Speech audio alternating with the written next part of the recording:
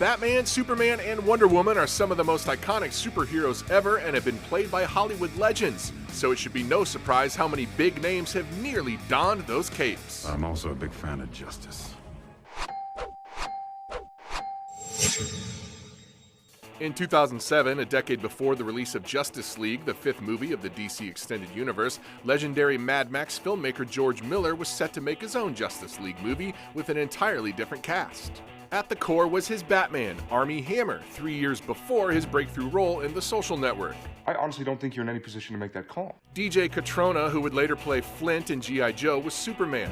Megan Gale, who eventually did work with Miller as the Valkyrie in Mad Max Fury Road, was Wonder Woman. Santiago Cabrera, on the series Heroes at the time, was Aquaman.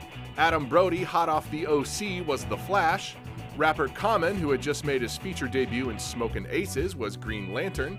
Knocked Up's Jay Baruchel was the villainous Maxwell Lord, and Zoe Kazan, a year before her breakthrough in Revolutionary Road, was Iris Allen. My turn. The movie was well into pre-production, including sets being built and costumes designed, when a ballooning budget and lost incentives caused Warner Brothers to scrap the movie. All right.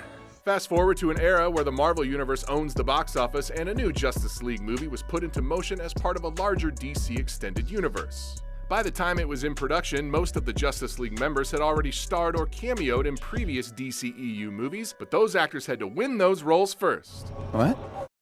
For Man of Steel's leading man, Snyder considered actors for his Superman including Matthew Goode, Matt Bomer, Joe Manganiello, Zac Efron, and even Armie Hammer before casting Henry Cavill. I knew you didn't bring me back because you like me.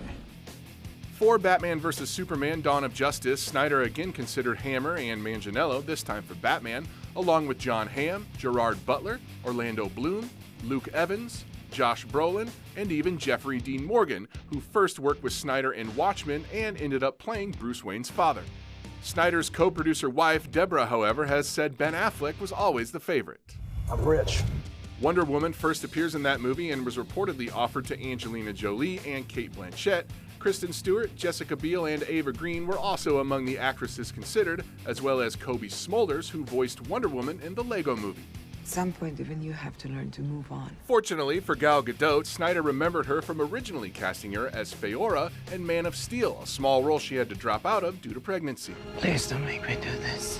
The Flash also first appeared in Batman vs. Superman, and actors on the wish list included Bradley Cooper, Chris Pine, Matthew Fox, and Scott Porter. There was also a contingent of DC fans who thought Grant Gustin, star of the CW Flash series, should play the role on the big screen as well, but Snyder felt the tone of his movie was too different.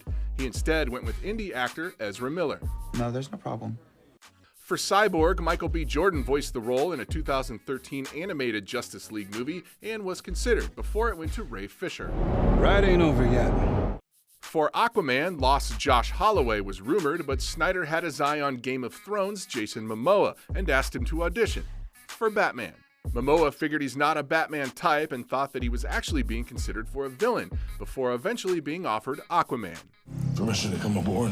Of course, now Momoa gets his own Aquaman movie and will continue to play the role in future DCEU movies, including a potential Justice League sequel.